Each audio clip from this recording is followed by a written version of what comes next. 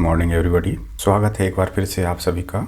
आज का सब्जेक्ट है भारत का भूगोल, जिसमें से चैप्टर है भारत का प्रवाह तंत्र, नदियाँ, झील और झरने।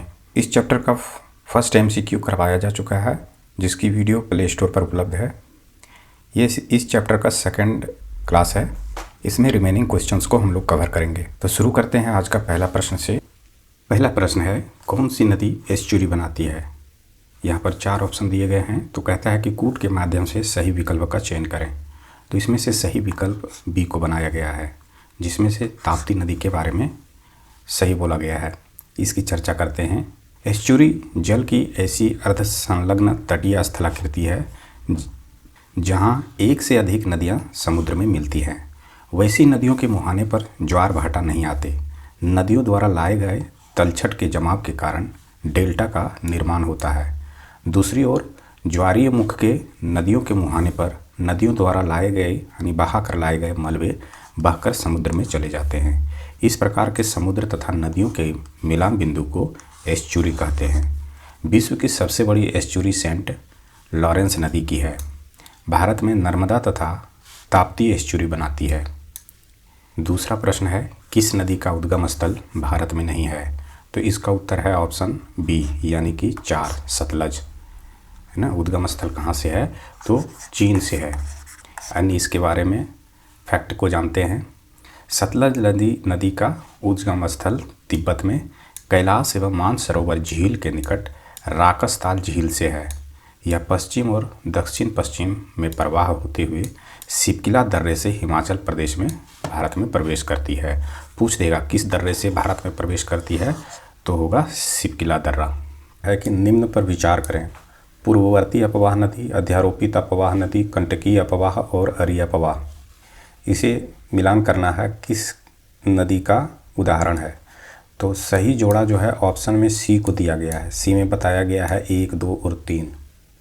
तो 1, 2, 3 तीनों तो सही है ही साथ 4 भी सही है ना। इसलिए ये ऑप्शन गलत है। होना चाहिए था इसके साथ साथ 4 को भी यहाँ पे ऐड अगर कर देता तो ये ऑप्शन सही होता।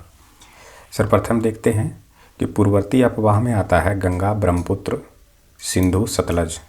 फिर है अध्यारोपित अपवाह। तो अध्यारोपित अपवाह में आता है रीवा पठार से बहने वाली दामोदर, सुवर्ण, चंबल, बनास है ना, ये सभी आते हैं। फिर है कंटकी अपवाह, ये सही है, अरुणा नदी। फिर आता है अरी अपवाह। तो अरी अपवाह में है, आप अगर गूगल करेंगे तो वहाँ आपको विकिपीडिया पर भी मिलेगा। नर्मदा है, सोन है, महानदी है, ये सभी उदाहरण हैं अरी अपवाह नदी का। चलते हैं अगले प्रश्न की ओर। प्रश्न है, निम्नलिखित में कौन से कथन असत्य है? तो यहाँ पर है कि भारत की बराक नदी एक अंतर्राष्ट्रीय नदी है। दूसरा है सतलज नदी हिमालय के तीनों श्रेणियों को पार करती है। फिर है कि सिंधु नदी का उद्गम बोखरचू ग्लेशियर से होता है। डी है कि सुरु एवं द्रास सिंधु नदी की दाईं ओर की सहायक नदियां हैं। तो हमें यहाँ पर असत्य कथन को बताना है। इसका उत्तर होगा ऑप्शन डी, सुरु एवं द्रास सिंधु नदी की दाईं ओर सहायक नदियां हैं। ये गलत है। इसकी चर्चा करते हैं। सुरु एवं द्रास सिंधु नदी की बाएं हाथ की सहायक नदी है, मतलब ये बाएं ओर से बहती है। श्योक एवं नुब्रा इसमें आकर मिलती हैं। इस सहायक नदी का उद्गम सियाचिन हिमनद है। चूँकि ऑप्शन में दिया गया था बाएं की जगह पर दाईं ओर, इस कारण से ऑप्शन गलत था। फिर है कि भारत की बराक नदी जो मणिपुर से निकलकर असम तथा बांग्लादेश के कुछ भागों को अपवाहित करती है, यह एक अंतर्राष्ट्रीय नदी है ना। बराक नदी के बारे में बोला गया है।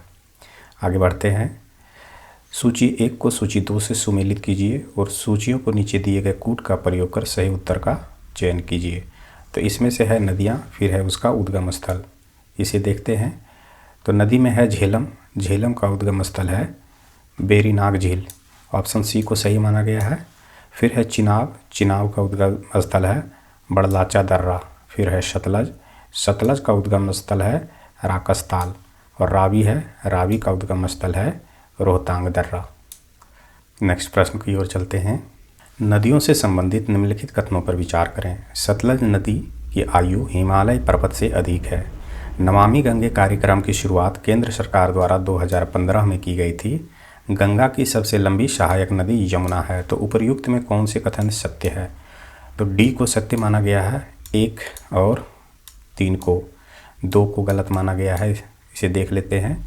नमामि गंगे कार्यक्रम की शुरुआत केंद्र सरकार द्वारा जून 2014 में की गई थी। इसके 2 उद्देश्य थे, प्रदूषण को प्रभावशाली रूप से कम करना और गंगा का संरक्षण और जीर्णोद्धार करना, जो कि हो नहीं पाया। फिर है कि गंगा की सबसे लंबी तथा सबसे पश्चिमी सहायक नदी यमुना है।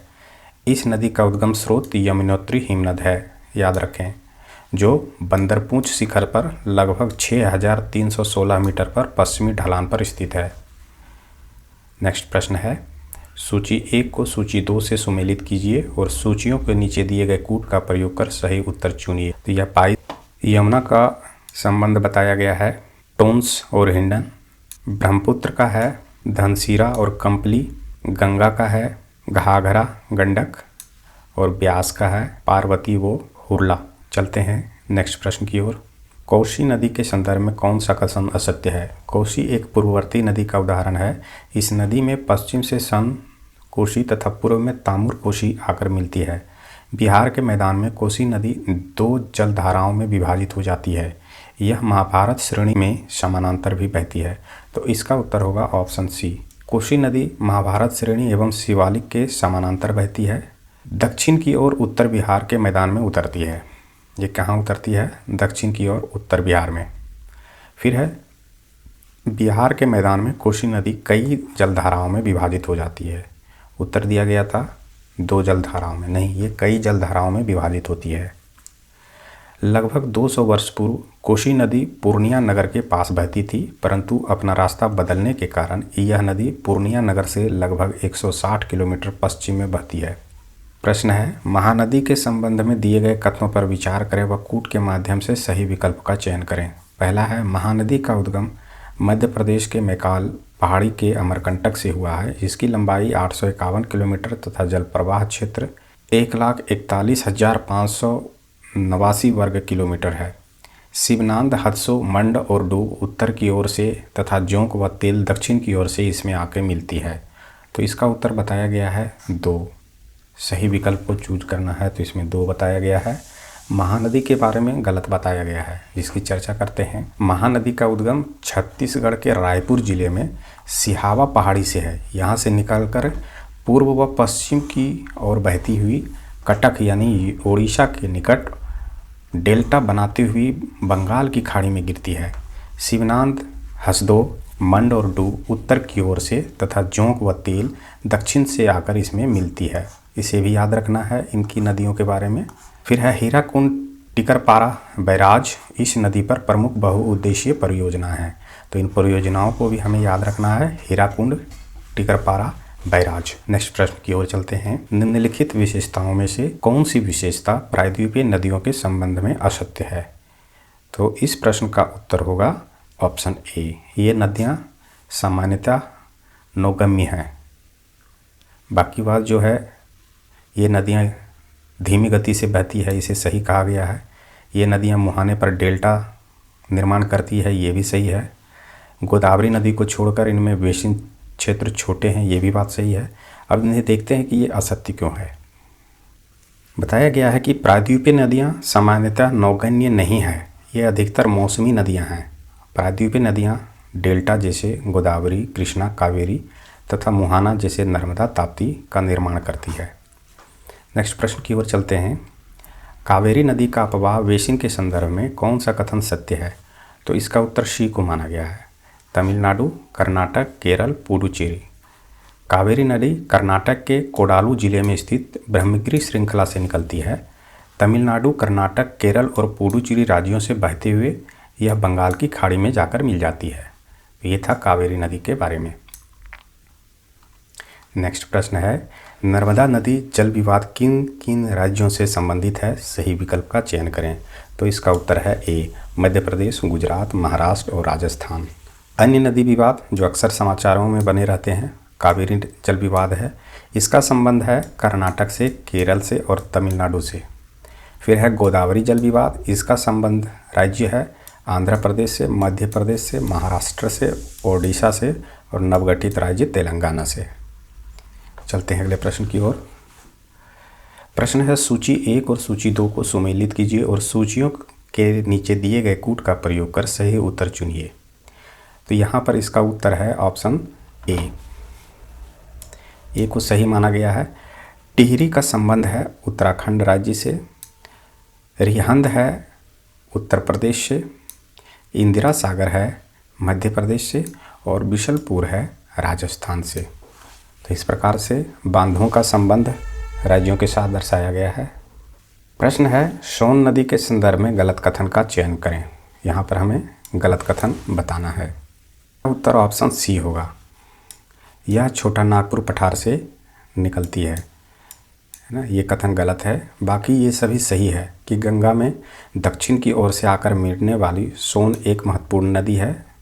फिर है कि वर्षा ऋतु में सोन नदी में प्रायः बाढ़ आ जाती है। फिर है कैमूर पर्वत श्रृंखला इसकी धारा के उत्तर पूर्व की ओर मोड़ देती है। ये सभी सही है। अब इसकी चर्चा हम लोग करते हैं, ये गलत क्यों है।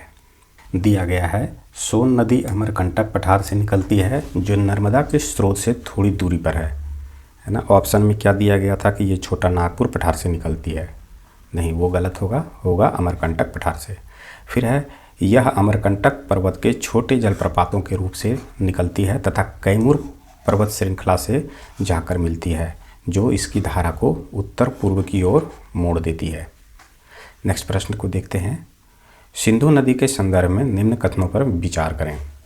पहला है कि सिंधु नदी तिब्बत स्थित मानसरोवर झील के उत्तर पश्चिम में स्थित चेमायुंगडुंग ग्लेशियर से निकलती है। दूसरा है यह एक अंतर्राष्ट्रीय नदी है, इसकी लंबाई 2880 किलोमीटर है तथा भारत में 1514 किलोमीटर है। तो कूट के प्रयोग से सही विकल्प का चयन करें।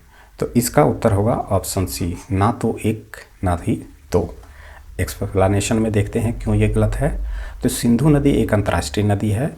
यह तिब्बत चीन के मानसरोवर झील के उत्तर पश्चिम में स्थित बोखरचू ग्लेशियर से निकलती है। सिंधु नदी के बारे में बताया गया है, ना कि चेमायुंगडुंग ग्लेशियर से, है ना। फिर है तिब्बत में सिंगी खवांग नाम से ये जानी जाती है। तिब्बत में इसका नाम याद रखना है, सिंगी खवांग। फिर है झेलम, रावी, व्यास, सतलज व चिनाब पंच नदियाँ इसकी सहायक नदियाँ हैं।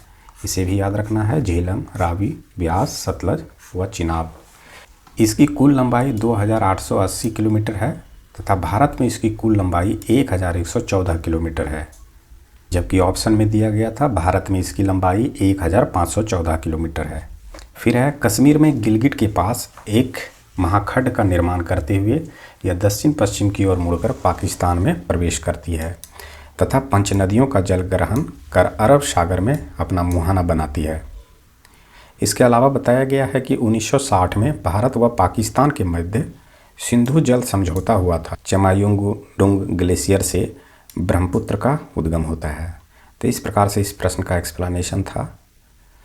नेक्स्ट प्रश्न की ओर चलते हैं। निम्नलिखित में से कौन सी एक कृत्रिम झील है। तो इसका उत्तर है ए, कोडाई कनाल, जो कि तमिलनाडु में है। इसकी चर्चा करते हैं। कोडाई कनाल झील एक कृत्रिम यानी कि मानव निर्मित झील है जो तमिलनाडु राज्य के डिंडीगुल जिले में स्थित है। इसे कोडाई झील के नाम से भी जाना जाता है। इसे किस नाम से जाना जाता है, तो कोडाई नाम से भी। इस झील का निर्माण 1863 ईस्वी में मदुरई के तत्कालीन कलेक्टर हेनरी लेविंज ने करवाया था, है ना। यहाँ पर कुरिंजी नामक पुष्पीय पौधा पाया जाता है। बाकी बात ये सभी जो है वो प्रकृति द्वारा निर्मित झील है। कोल्लेरू जो है वो आंध्र प्रदेश में पाया जाता है ये झील। फिर नैनीताल झील उत्तराखंड में है। रेणुका झील हिमाचल प्रदेश में है। नेक्स्ट प्रश्न की ओर चलते हैं। भारत में रिफ्ट यानी कि भ्रंश घाटी से होकर बहने वाली नदियां हैं, तो विकल्पों के माध्यम से हमें चयन करना है। तो इसका उत्तर होगा ऑप्शन बी, 3, 4 और 6। यहाँ पे बताया गया है दामोदर नदी, नर्मदा नदी और ताप्ती नदी। इसकी चर्चा हम लोग करते हैं। व्याख्या में बताया गया है कि केवल दामोदर, नर्मदा व ताप्ती ही रिफ्ट नदी से होकर बहने वाली नदी है। अति इम्पोर्टेंट पॉइंट है, ये याद रखें कि केवल दामोदर, नर्मदा व ताप्ती ही रिफ्ट से होकर बहने वाली नदी हैं। फिर है दामोदर हजारीबाग व रांची पठार के मध्य से होकर पश्चिम बंगाल में प्रवेश करती हुई हुगली में मिल जाती है। ये दामोदर कहाँ से बहती हुई? हजारीबाग व रांची पठार के मध्य से होकर। फिर है इस नदी को बंगाल का शोक भी कहा जाता है। इसकी कुल लंबाई है 592 किलोमीटर। नर्मदा नदी मैखाल पहाड़ी के अमरकंटक चोटी से निकलकर बिंध्य व सतपुड़ा श्रेणियों के मध्य भ्रंश घाटी में बहते हुए 1312 किलोमीटर की दूरी तय करते हुए खंभात की खाड़ी में अपना जल गिराती है। ये बताया गया है नर्मदा नदी के बारे में। फिर है अपने मुहाने पर यह ज्वारनद मुख बनाती है नर्मदा नदी। फिर अगला फैक्ट है कि ताप्ती नदी सतपुड़ा व अजंता नदी के मध्य भ्रंश घाटी से होकर बहती है। यह सतपुड़ा से निकलकर नर्मदा के समानांतर बहते हुए अरब सागर में अपना जल गिराती है। इसकी कुल लंबाई है 724 किलोमीटर। ये बताया गया है सतपुड़ा नदी ताप्ती नदी के बारे में। तो ये सभी नदियों को पॉज करके एक बार देख लें, अति महत्वपूर्ण है। कभी इसकी लंबाई के बारे में पूछ देगा और कभी ये अपनी जल कहाँ पे गिराती है उसके बारे में एग्जामिनेशन में पूछता है। नेक्स्ट प्रश्न की ओर चलते हैं। प्रश्न है लूनी नदी के विषय में असत्य कथन का चयन करें। यहाँ पे हमें असत्य कथन बताना है। तो कहता है कि लूनी का उद्गम अरावली श्रेणी में स्थित नाग पहाड़ी से होता है। फिर है कि इसकी कुल लंबाई 320 किलोमीटर है तथा यह कच्छ के रण में विलुप्त हो जाती है। तीसरा है इसकी सबसे बड़ी सहायक माही कर्क रेखा को 2 बार काटती है। तो यहाँ पर 3 को बताया गया है असत्य, ये जो है असत्य है, बाकी ये दोनों जो है वो सत्य है। देखते हैं।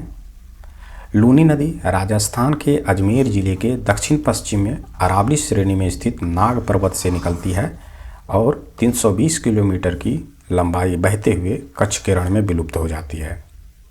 सरस्वती, जवाई, सुखड़ी, लीलड़ी व मिठड़ी आदि लूनी की सहायक नदी है। फिर है माही लूनी की सहायक नदी नहीं है, यहाँ पर बताया गया है ना। इसकी सबसे बड़ी सहायक नदी माही है, जो गलत है। माही लूनी की सहायक नदी नहीं है। माही का उद्गम मध्य प्रदेश के धार जिले में विंध्याचल पर्वत से होता है। 553 किलोमीटर की दूरी तय करने के बाद यह खंभात की खाड़ी में अपना जल गिराती है। तो यहाँ पे याद रखना है हमें खंभात की खाड़ी के बारे में।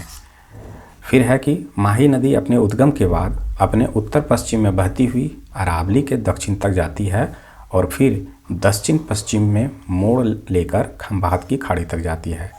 इस क्रम में यह 2 बार कर्क रेखा को पार करती है। तो ये पॉइंट सही था कि ये 2 बार कर्क रेखा को पार करती है ना। लेकिन माही यहाँ पे जुड़ जाने के कारण ये ऑप्शन गलत हो गया है। निम्न में से कौन सा कावेरी की सहायक नदियों का समूह है? तो इसमें से बी को बताया गया है। हेमावती, भवानी, अमरावती, कबिनी, ये सभी कावेरी की सहायक नदियाँ का समूह है।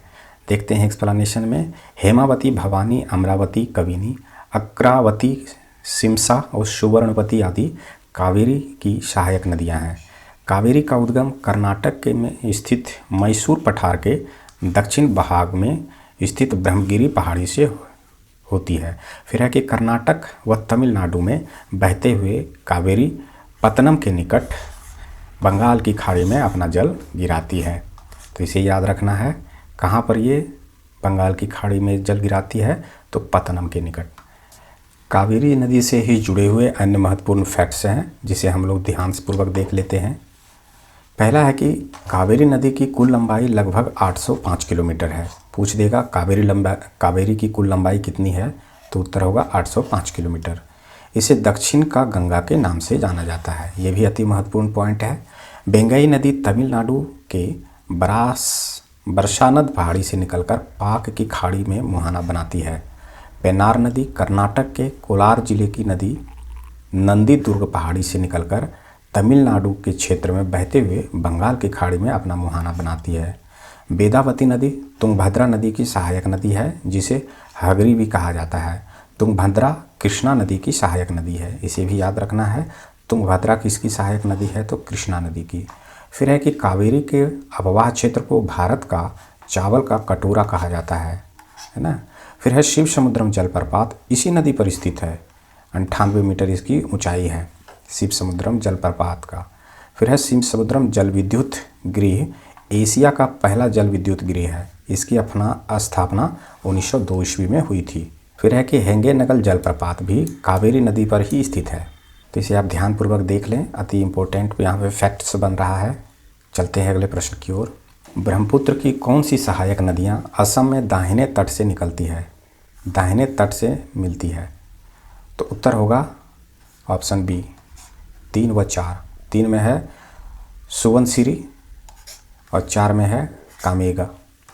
एक्सप्लेनेशन को देखते हैं। सुबनसिरी व कामेग अरुणाचल प्रदेश की नदियां हैं जो असम में दाहिने तट पर ब्रह्मपुत्र से मिलती है।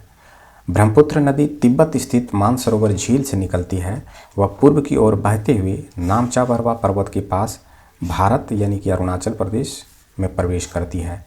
यह दिहांग नाम से जानी जाती है। जब अरुणाचल प्रदेश में ये पहुंचती है तो वहाँ यह दिहांग नाम से जानी जाती है। अरुणाचल प्रदेश में इसमें दिबांग, लोहित व बूढ़ी दिहांग आदि नदियाँ बाएं तट से मिलती है। ये इसे याद रखना है। फिर है जबकि असम के क्षेत्र में अरुणाचल से आने वाली शंकोशी, सुबनसिरी व कामेग दाहिनी तट पर, धनसरी व कपिला बाएं तट पर मिलती है। फिर है कि ब्रह्मपुत्र नदी बांग्लादेश में यमुना के नाम से गंगा में मिलती है। तो बांग्लादेश में इसका नाम क्या हो जाता है? यमुना। फिर है दोनों मेघना के नाम से बंगाल की खाड़ी में सुंदरवन डेल्टा के पास अपना ये मुहाना बनाती है। यही नदी मेघना के नाम से बंगाल की खाड़ी में सुंदरवन डेल्टा के पास अपना मुहाना बनाती है।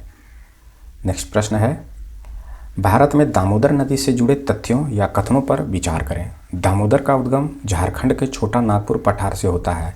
दामोदर की सहायक नदियां हैं बारकी, जमुनिया, बराक तथा इंद्रावती। दामोदर नदी पर बनी दामोदर घाटी परियोजना स्वतंत्र भारत की पहली बहुउद्देशीय नदी घाटी परियोजना है। तो सही कथन का विकल्प करें। हमें यहाँ पर सही कथन को देखना है। तो इसका उत्तर होगा ऑप्शन बी। बी में 1 और 3 को सही माना गया है, जिसमें से कहा गया है दामोदर का उद्गम झारखंड के छोटा नागपुर पठार से होता है। तीसरा है दामोदर नदी पर बनी दामोदर नदी घाटी परियोजना स्वतंत्र भारत की पहली बहुउद्देशीय परियोजना है। जबकि दूसरे को गलत माना गया कि इसकी सहायक नदियां बारकी, जमुनिया तथा बराक है। इसकी चर्चा करते हैं। दामोदर की सहायक इंद्रावती नदी नहीं है, जबकि ऑप्शन 2 में इंद्रावती का भी नाम दिया गया था। यह गोदावरी की सहायक नदी है। इंद्रावती क्या है? ये गोदावरी की सहायक नदी है। दामोदर नदी हुगली की सहायक नदी है। दामोदर का उद्गम छोटा नागपुर पठार से होता है। झारखंड व पश्चिम बंगाल में बहते हुए यह हुगली से मिल जाती है।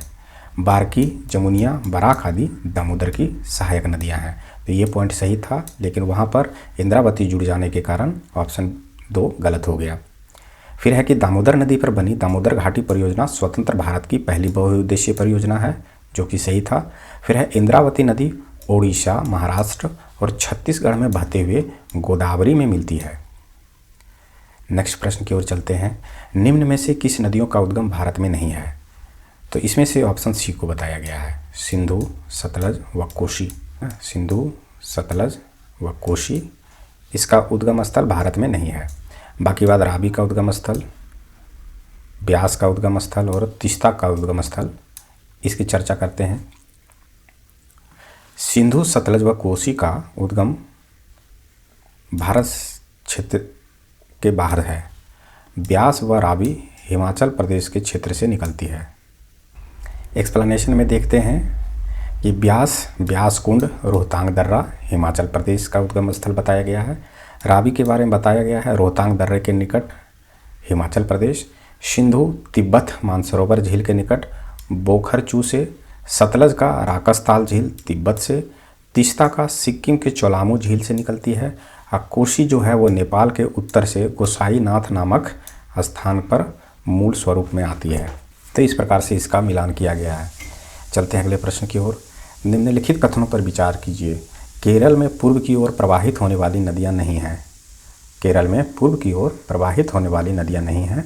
मध्य प्रदेश में पश्चिम की ओर सिर्फ 2 नदियों ही प्रवाहित होती है। तो उपर्युक्त में से कौन से कथन सही हैं? तो ना तो 1 और ना ही 2 ऐसी बात बोला गया है कि केरल में पूर्व की ओर प्रवाहित होने वाली नदियां हैं पाम्बार, भवानी और कवानी। फिर है मध्य प्रदेश में नर्मदा, ताप्ती और माही पूर्व से पश्चिम की ओर प्रवाहित होती है, वह अरब सागर में जल गिराती है। इसलिए दोनों कथन सही नहीं है। प्रश्न है, निम्नलिखित नदियों पर ध्यान दीजिए। ध्यान देते हैं। किशनगंगा, गंगा, वेनगंगा, पेनगंगा। इन नदियों का उत्तर से दक्षिण के आधार पर क्रम स्थापना करने पर उत्तर अनुक्रम क्या होगा? तो इसे देखते हैं। तो इसका उत्तर अनुक्रम इस प्रकार होगा 1 2 3 4, है ना। जैसा ऑप्शन में दिया गया है उसी प्रकार से होगा। एक्सप्लेनेशन को देखते हैं। उपर्युक्त नदियों का उत्तर से दक्षिण का उत्तर क्रम है किशनगंगा, गंगा, वेनगंगा, पेनगंगा। किशनगंगा जम्मू कश्मीर में प्रवाहित होती है। वेनगंगा मध्य प्रदेश व महाराष्ट्र में बहने वाली गोदावरी की एक सहायक नदी है। पेनगंगा है महाराष्ट्र में बहने वाली यह नदी वर्धा की सहायक नदी है। तो इस प्रकार से ध्यान रखना है। नेक्स्ट प्रश्न की ओर चलते हैं। सूची 1 को सूची 2 से मिलान कीजिए और नीचे दिए गए कूट के उत्तर का। तो सूची 1 में दिया गया है स्थल और सूची 2 में दिया गया है नदियों का संगम। तो इस प्रश्न का उत्तर ऑप्शन सी को माना गया है, जिसमें रुद्रप्रयाग का संबंध बताया गया है। रुद्रप्रयाग का क्या हो रहा है? रुद्रप्रयाग का उद्गम संगम है अलकनंदा। नंदी प्रयाग का संगम है अलकनंदा मंदाकिनी। कर्णप्रयाग का संबंध है अलकनंदा पिंडारा और देवप्रयाग का संबंध है भागीरथी और अलकनंदा से। एक्सप्लेनेशन में दिया गया है, गंगा नदी का उद्गम स्थल उत्तराखंड के उत्तरकाशी जिले में गौमुख के निकट गंगोत्री हिमानी एवं यहाँ पर भागीरथी के नाम से जानी जाती है। यहाँ पर गंगा को किस नाम से जानी जाती है? तो भागीरथी नाम से। गंगा की 2 शीर्ष धाराएं अलकनंदा तथा भागीरथी जो देवप्रयाग में संगम कर गंगा को मूल स्वरूप प्रदान करती है। कहाँ पर? गंगा की जो 2 शीर्ष धाराएं अलकनंदा तथा भागीरथी हैं जो देवप्रयाग में संगम कर गंगा को मूल स्वरूप प्रदान करती है। कहाँ पर? देवप्रयाग में। अलकनंदा का उद्गम संतोपथ हिमानी से है। यह आगे बढ़ते हुए विष्णुप्रयाग में धौली गंगा से, चंद्रप्रयाग में नंदाकिनी से तथा कर्णप्रयाग में पिंडारा नदी से मिलती है। अंत में यह देवप्रयाग में भागीरथी के साथ संगम पर गंगा का निर्माण करती है। तो इस प्रकार से इसका सुमेलित किया गया था। फिर है कि यमुना नदी की निम्नलिखित सहायक नदियों पर विचार कीजिए और उन्हें पश्चिम से पूर्व की ओर क्रम में व्यवस्थित कीजिए। तो इसका उत्तर बताया गया है 2 में से बताया गया है पश्चिम से पूर्व की ओर सर्वप्रथम आएगा टोंस नदी, है ना। फिर उसके बाद आएगा हिंडन नदी, फिर आएगा चंबल नदी, फिर आएगा सिंह नदी, फिर आएगा बेतवा नदी और अंत में आएगा केन नदी। तो इस प्रकार से पश्चिम से पूर्व की ओर है यमुना की सहायक नदियाँ। गया है यमुना नदी यमुनोत्री हिमनद से बंदरपूंछ के पास से उद्गमित होती हुई इसकी कुल लंबाई 1375 किलोमीटर है। यह गंगा की सर्वाधिक लंबी सहायक नदी है। इसकी प्रमुख सहायक नदियाँ टोंस, हिंडन, चंबल, सिंह, बेतवा व केन है, जो क्रमशः पश्चिम से पूर्व की ओर यमुना में मुहाना बनाती है। चंबल यमुना की सबसे बड़ी सहायक नदी है। पूछ देगा यमुना की सबसे बड़ी सहायक नदी कौन सी है? तो उत्तर होगा चंबल। नेक्स्ट प्रश्न की ओर चलते हैं। प्रश्न है, बगलिहार परियोजना व किशनगंगा परियोजना पाकिस्तान 1960 के सिंधु जल समझौते का उल्लंघन मानता है।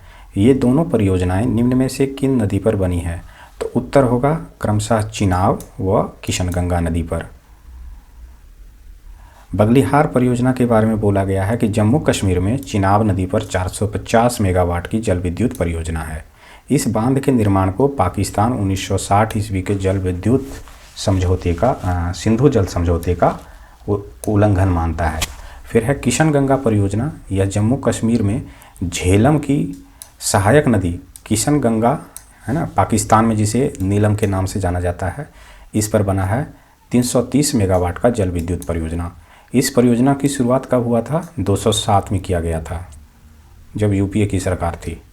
फिर है कि भारत झेलम नदी की इस शाखा से जल को दूसरी शाखा में भेजना चाहता है, जिसके लिए 21 किलोमीटर लंबी भूमिगत सुरंग बनाने की योजना भारत सरकार की है। पाकिस्तान भी इसे 1960 ईस्वी से सिंधु जल समझौते का उल्लंघन मानता है। तो इस प्रकार से इसे याद रखना है इन परियोजनाओं का नाम। नेक्स्ट प्रश्न की ओर चलते हैं। प्रश्न है, गंगा का मैदान भारत का सर्वाधिक सघन जनसंख्या वाला भाग है। गंगा भारत की सर्वाधिक उपयोग में लाई जाने वाली नदी है। कूट ए और आर दोनों सही है। आर ए की सही व्याख्या है। कहता है कि बी में ए और आर दोनों सही है, परंतु आर ए का सही व्याख्या नहीं है, इसे सही माना गया है। इसकी चर्चा करते हैं। आर ए और आर दोनों सही है, परंतु आर ए की सही व्याख्या नहीं है, क्योंकि गंगा का मैदान भारत का सर्वाधिक सघन जनसंख्या वाला प्रदेश है।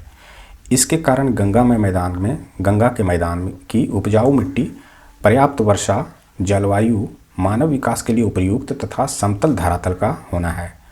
गंगा भारत की सर्वाधिक उपयोग में लाई जाने वाली नदी है। गंगा नदी के अत्यधिक उपयोग के कारण अनेक हैं, जैसे सिंचाई, पेयजल, औद्योगिक गतिविधियां। इस कारण से ये पर्यावरणीय समस्या भी उत्पन्न करती हैं। साथ ही बताया गया है कि इसका अत्यधिक उपयोग होने के कई कारण हैं, एक कारण नहीं है।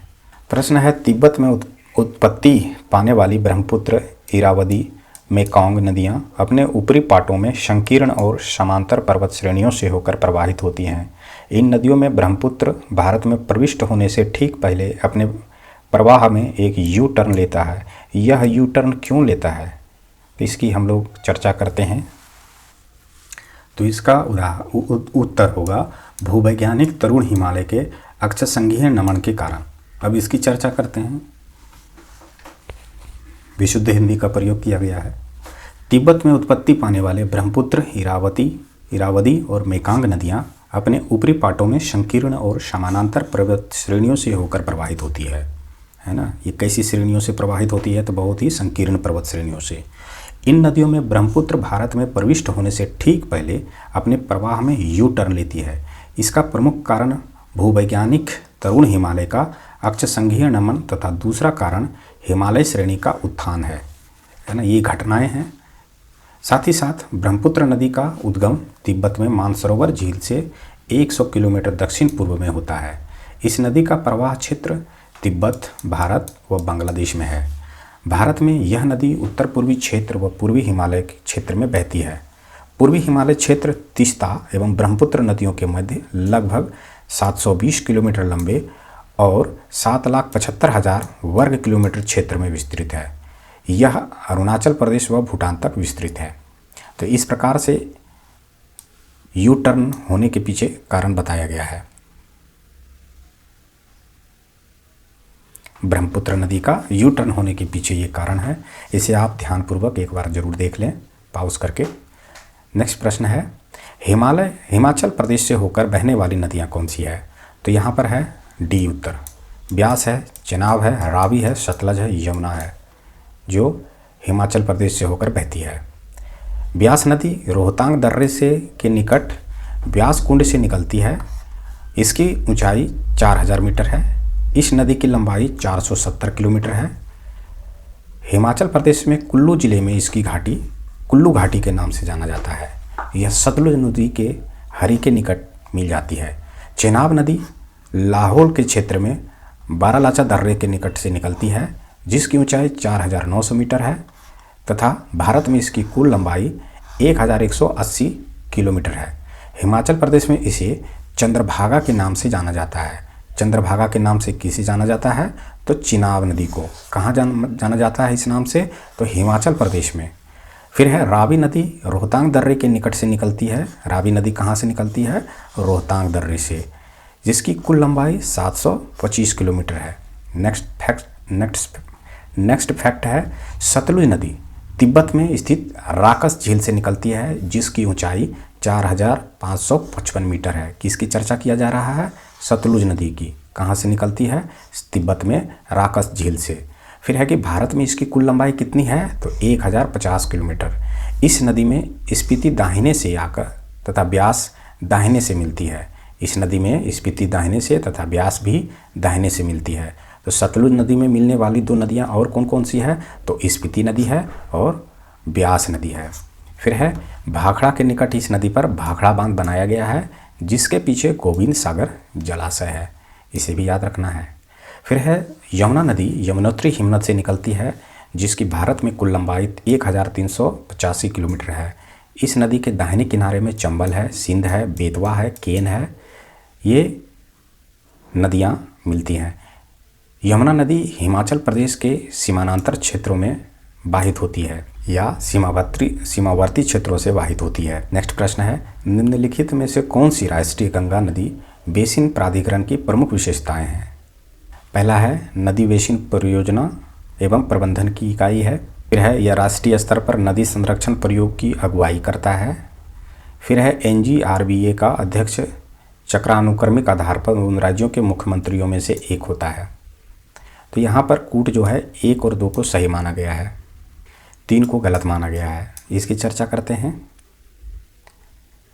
राष्ट्रीय गंगा नदी बेसिन प्राधिकरण, जिसे कि national Ganga basin authority NWDA की प्रमुख विशेषताओं के संबंध में कथन 1 और 2 सही है। फिर है कि राष्ट्रीय गंगा नदी बेसिन प्राधिकरण नदी बेसिन योजना एवं प्रबंधन की इकाई है। यह राष्ट्रीय स्तर पर नदी संरक्षण प्रयासों की अगुवाई करता है।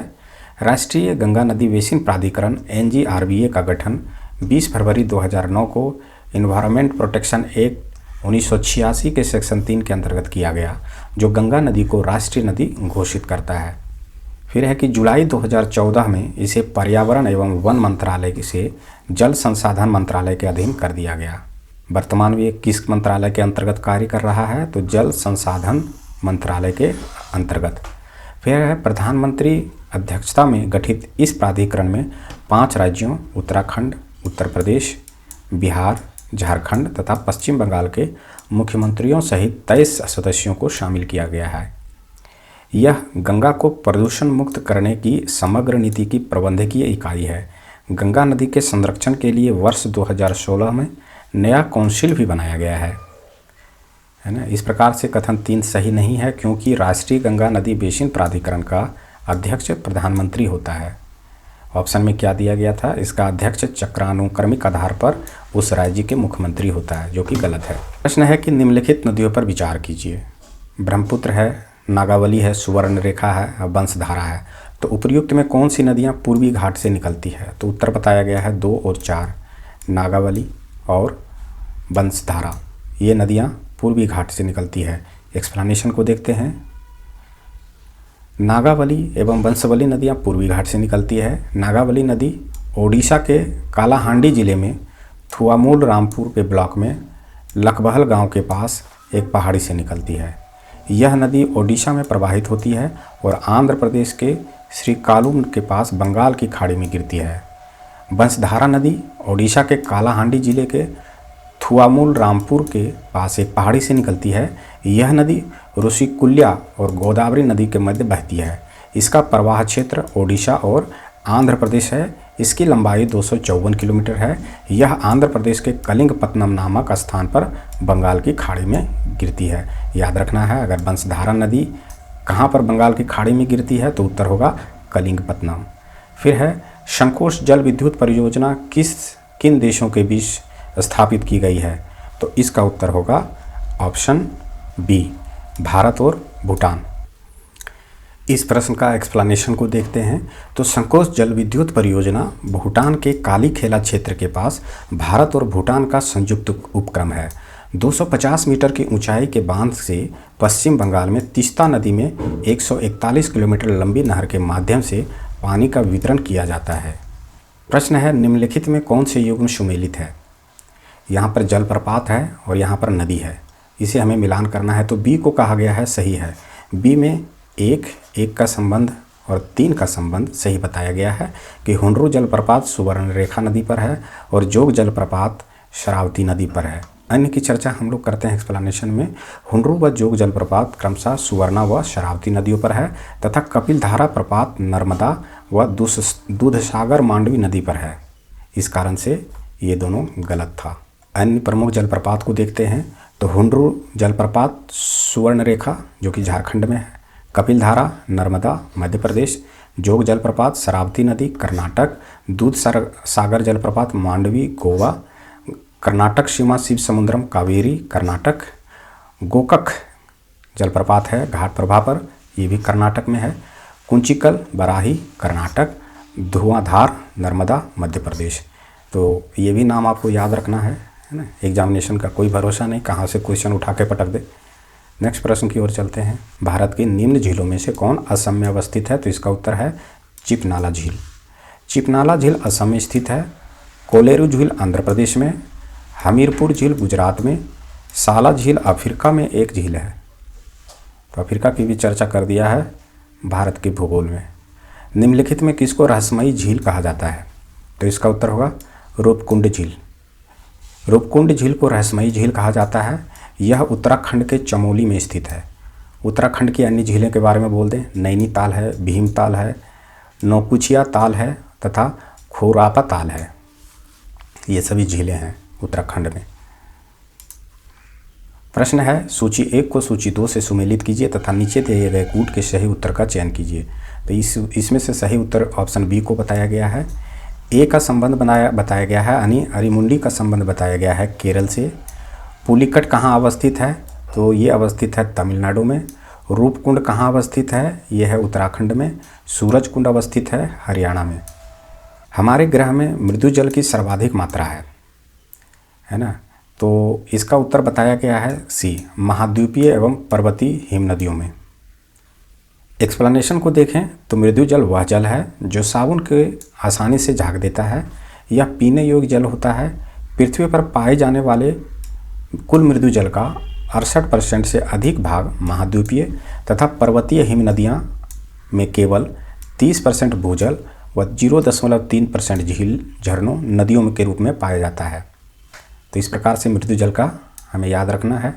फिर है सूची 1 और सूची 2 को सुमेलित कीजिए तथा नीचे दिए गए कूट का सही उत्तर चुनिए। तो इसमें जलप्रपात दिया गया है और नदी दिया गया है। इसका उत्तर है ऑप्शन ए। दूध सागर नदी जो है जलप्रपात है वो किस नदी पर है? तो मांडवी नदी पर है। डुडुमा नदी किस पर है? तो वो डुडुमा जलप्रपात किस नदी पर है? तो मचकुंडी नदी पर है। गोकक जलप्रपात घाट प्रभा नदी पर है। जोग जलप्रपात शरावती नदी पर है। तो ये था ज्योग्राफी का MCQ। विभिन्न नदियों एवं जलप्रपात को यहाँ पर देखे हैं। इसे कंटिन्यू करेंगे नेक्स्ट क्लास में। जो रिमेनिंग बचा हुआ MCQ है उसे नेक्स्ट क्लास में हम लोग देखेंगे। पिछले चैप्टर में भी महत्वपूर्ण ज्योग्राफी से भारत का भूगोल का करवाया गया था, उसे आप प्ले स्टोर में जाके देख लें। अगर वीडियो पसंद आया हो तो कृपया लाइक करें, शेयर करें, सब्सक्राइब करें। कमेंट बॉक्स में लिखें कि ये वीडियो आपके लिए कितना लाभदायक है।